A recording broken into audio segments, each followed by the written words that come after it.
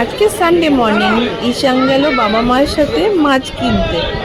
মাছ কি করে কিনতে হয় ওর কিছুটা আইডিয়া আছে, জানে এই মাছগুলোর বিনিময়ে কিছু টাকা পয়সা ওই আঙ্কেল আন্টিগুলোকে দিতে হয়।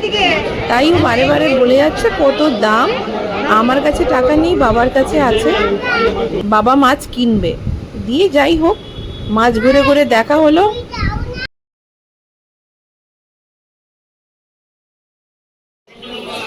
জিজ্ঞেস করো তো কত দাম, জিজ্ঞেস করো কত দাম, জিজ্ঞেস করো তো।